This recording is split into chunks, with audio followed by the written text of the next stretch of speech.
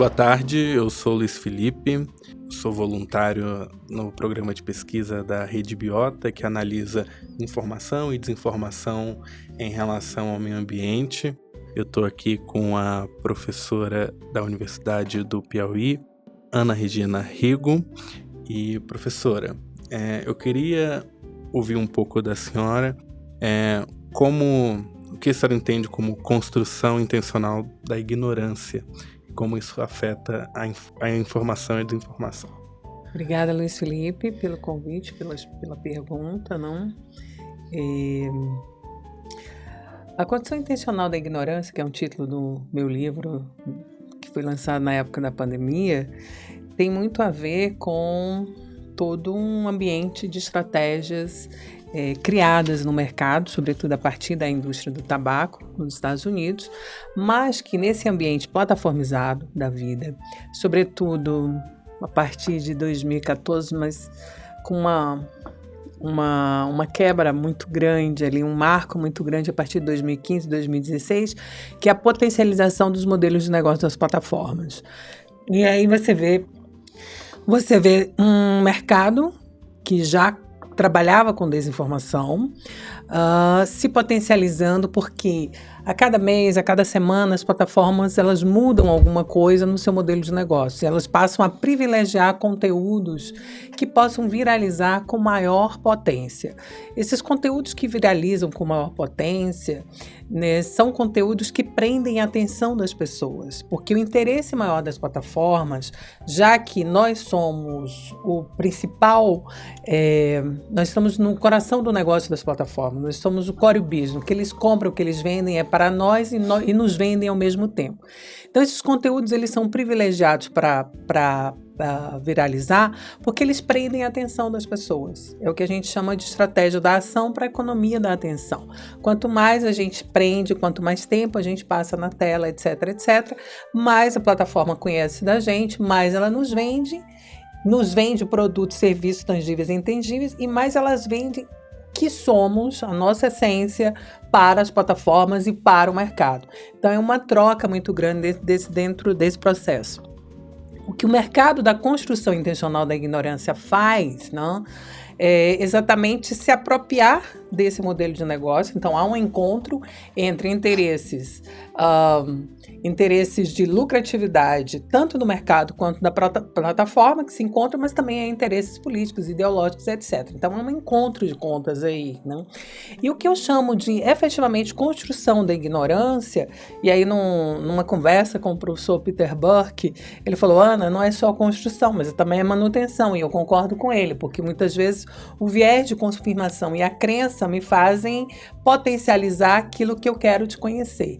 Então, o que eu chamo são exatamente essas estratégias que levam as pessoas a reforçar a sua crença ou acreditar naquilo que se distancia da factualidade.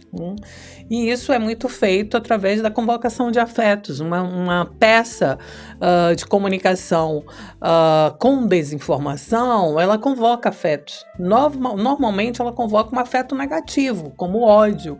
Esse é o afeto que mais corre rapidamente, como diz Humberto Eco, o ódio une, o amor divide, o amor é mais egoísta, né? Então, o que acontece são exatamente você criar estratégias e entre essas estratégias você vai ter, por exemplo, a descredibilização de lugares que durante a modernidade e historicamente foram se construindo como lugares em que a verdade é verificável, né? Como o jornalismo, a história, né? A ciência, e você vai descredibilizando esses atores e esses lugares, e ao mesmo tempo você vai entrando com outras narrativas. Se o teu público não conhece o passado, ele não tem essa relação com o passado, ele vai aceitar que essa outra narrativa que chega para você, que não tem vínculo com a factualidade, possa ser efetivamente uma verdade. E aí, a partir daí, você assimila esse processo, ou essa narrativa, como sendo alguma coisa, como um lugar de verdade, e se distancia da factualidade, né? Então, são estratégias eminentemente para criar, né, como eu chamo, ou para reforçar, como fala o professor Peter Burke. Professora, de um lado dessas plataformas, a gente tem a construção não só da infraestrutura, mas também uma certa Também estão sendo pensadas estratégias algorítmicas, né? Então você vai receber esse conteúdo que vai, de alguma forma, provocar em você essas emoções também. Então ela pensa desde a infraestrutura que você usa até o que você recebe. Isso também é pensado no livro, assim, sobre a visão essa ação das plataformas? Sim, a gente trabalha um pouco nesse primeiro livro, mas nesse livro que eu lancei esse ano, que hoje à tarde vai estar no evento, a gente disseca isso com mais pormenores, né, por assim dizer. As plataformas digitais, elas trabalham com 2 tipos daquilo que a gente vem denominando de inteligência artificial. O que você denomina de algoritmo é um modelo generativo, né, pré-treinado e que vive na opacidade das plataformas. Esse modelo que já está com a gente há muito tempo, que vem sendo aprimorado a cada mudança de modelo de negócio de cada plataforma, que não é um modelo único, cada uma delas tem uma forma de atrair você, de puxar você, de te manter, né, de rolar a tela, de fazer a exclusão da pessoa do seu ambiente, etc.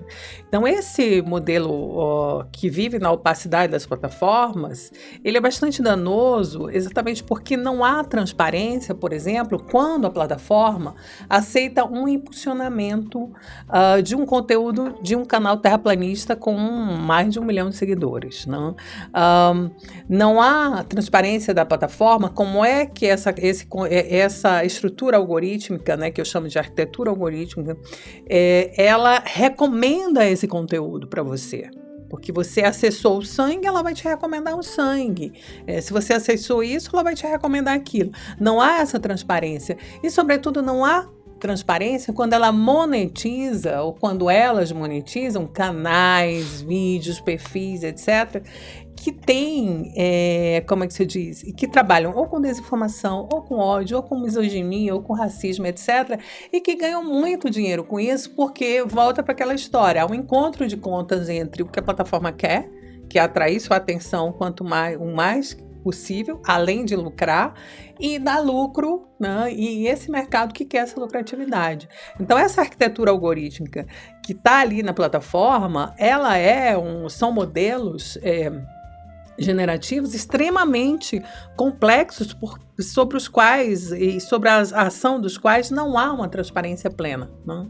Diferentemente dos outros modelos pré-treinados que a gente está chamando de ChatGPT, que está chamando de etc., que tem uma cara, mas que também não tem transparência. Então, há uma diferença em outro locus, mas os dois têm também, para além daquilo que trazem como cara de benesses para a sociedade, tem alguns pormenores bem complicados. E esse, na opacidade, eu acredito que seja o mais complicado deles. Professora Ana, é interessante você falar isso, porque a gente sabe o prompt, sabe o comando que deu, sabe o output, o que recebeu, mas não sabe o que foi feito dentro para ele fazer essas associações, né, com relação a IA.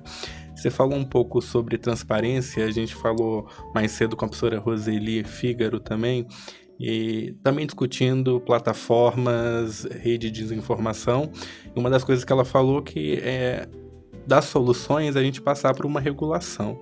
A gente fala de regulação, é muito difícil também, porque essas empresas estão no Congresso, né, estão fazendo seus planos de comunicação para não terem nenhum tipo de controle, e também é pensado outras formas de sair dessa ignorância, talvez, como um letramento da população, comunicacional, como é que avaliar, como recebe esses conteúdos e, de alguma forma, ter algum ceticismo em relação a esses conteúdos, ou regulação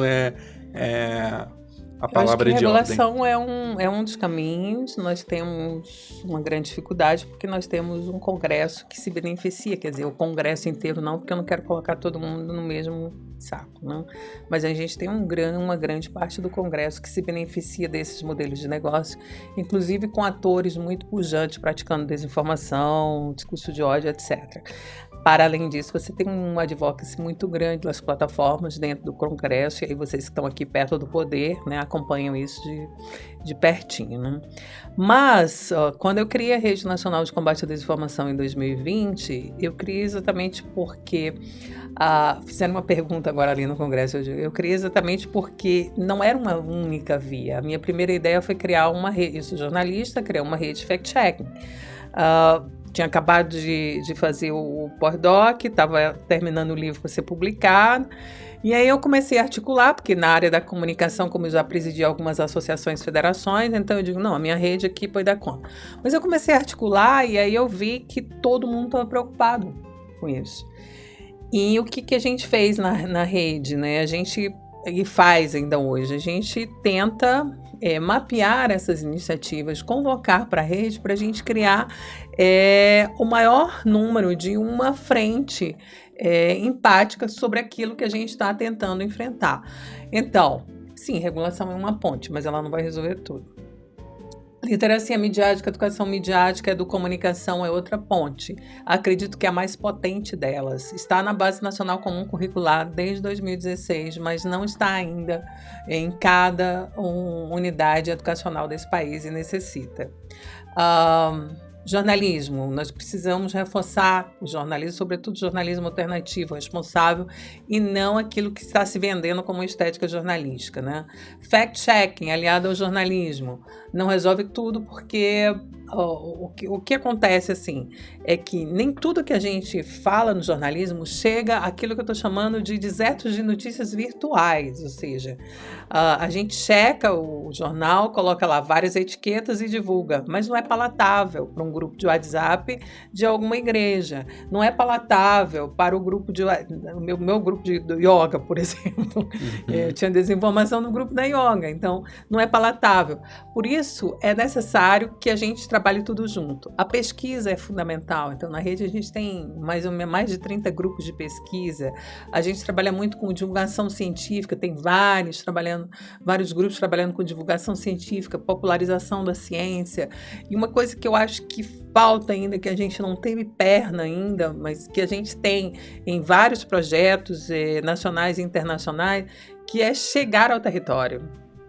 Que a Cris estava falando ali, é chegar ao território, e nesse chegar ao território, a gente negociar com esse território como é que eles estão recebendo essa informação, porque mesmo que nós tenhamos quase 30 milhões de brasileiros que não têm acesso à internet, e quase 90 milhões que têm acesso à internet precária, ou seja, o pacote de dados não dá para checar nada, só recebe aquilo que é mais gratuito, como os aplicativos da Meta, você paga muito pouco. Mesmo que eu tenha isso, nos desertos de notícias tradicionais, a desinformação corre em contexto com a presença, porque aquele que tem acesso, ele repassa. E aí, do mesmo jeito que corre a informação em contexto com a presença, a desinformação também corre. Então, assim, projetos junto às comunidades originárias, povos originários, aos quilombolas e mesmo às periferias das cidades são extremamente necessários para a gente dialogar, não chegar com uma pseudo-verdade, etc., mas dialogar. Porque o que eu vejo muito patente, assim, nós temos a crise dos regimes de verdade cada vez mais fraturado. Por ser jornalista, por estar vindo de uma faculdade de jornalismo e trabalhar com jornalismo, a gente entende o mundo através de veritas, que é a verdade verificável. Mas os regimes de verdade sempre existiram e estiveram ali, a gente não dava conta deles, ou não dava importância a eles. Então, o regime de verdade da crença, ele nunca saiu. O regime de verdade da experiência nunca saiu. E isso a gente viu bastante durante a pandemia, durante a confusão da pandemia entre médicos, o ortopedista que estava passando o kit de Covid, o Conselho Federal de Medicina na sua experiência, e os cientistas da verdade verificável. Então, esse embate de verdade, nesse terceiro tempo de crise de verdade, que eu acho que o próprio Foucault ia ficar maluquinho com tudo que a gente está vivendo, perdão pelo maluquinho, ficou mais complicado, a gente parar para ouvir o outro, para saber de onde vem a sua verdade, no que você está acreditando. Mas o fato é esse. Não adianta levar só o fato. Essa pessoa precisa acreditar ou precisa passar a confiar naquilo que a gente está apresentando como fato, né? Sim, o fato existe, como diz a Hannah Arendt, não foi a Bélgica que invadiu a Alemanha, foi a Alemanha que invadiu a Bélgica. Isso aqui é uma mesa, mas por onde eu olho este fato, ou seja, a pessoa que saiu da igreja, como ela vê o mundo, não? O que está entrando dentro desse processo? Então, acho que a gente tem aí um ambiente muito complexo, não? Eu não acredito em pós-verdade exatamente, mas eu acho que a gente tem um ambiente de crise de verdade muito complexo, e em cima disso nós precisamos de um enfrentamento que seja holístico. Por isso que quando eu criei a rede, a gente procurou, nós temos de tudo, inclusive projetos da filosofia dentro da rede, e a filosofia que trabalha exatamente a sua principal interrogação é a verdade, né, o sentido da vida, também está aí engajado em trabalhar nessa frente em prol, pelo menos, da gente mitigar esse fenômeno que dá muito dinheiro para muita gente e, ao mesmo tempo, prejudica muito as sociedades no contexto atual, e as democracias, os riscos sistêmicos todos que a gente está vivendo. Senhora, é possível a gente pensar em mobilizadores, assim, nesses territórios? Porque você falando agora me veio a ideia, por exemplo, do jornal Fala Roça, que é o jornal da favela da Rocinha. Então eles estavam com esse mesmo problema. Eles tinham muita informação, tinham que combater muita coisa, só que não estava chegando, né? Então eles viram pontos-chave. Então a pessoa que cuida da Eucaristia na igreja e estava em contato com muita gente, a pessoa que distribuía a cesta básica, o próprio Sebrae, a UPA. Então achar pessoas em pontos-chave para serem os catalisadores da informação. É uma possibilidade. Eu acho que é uma ótima possibilidade. Interessante você falar isso, porque essa concepção da gente ter um catalisador em cada local e etc. no país inteiro, foi aquilo que nos levou a fazer essa parceria até com o IBICT também, né? E em julho, no evento da Fiocruz no Salvador, eu estava falando exatamente sobre isso, de criar agentes de informação. O que a gente está falando era, a gente tem o agente saúde e nós precisamos do agente informação. A ideia nossa, na coordenação da rede, até quando eu estava até dezembro do ano passado, agora a gente passou por Marco Schneider, era trabalhar com a estrutura do Estado, não necessariamente do governo, mas a estrutura da saúde, a estrutura da educação e a estrutura da segurança, que são estruturas que elas saem do macro, elas chegam até o pequeno. E se dentro dessas estruturas nós capacitarmos ou levarmos agentes de informação na UBS, na escola, na delegacia, etc., a gente tiver um agente de informação, nós temos ali uma capilaridade forte para chegar, né? É claro que não sei se do Estado seria o melhor lugar para o agente de informação estar, mas eu acho que das próprias comunidades seria um lugar para a gente trabalhar esse agente de informação. Então, que bom que mais gente está pensando isso também. Olha só, vamos fazer essa rede juntos.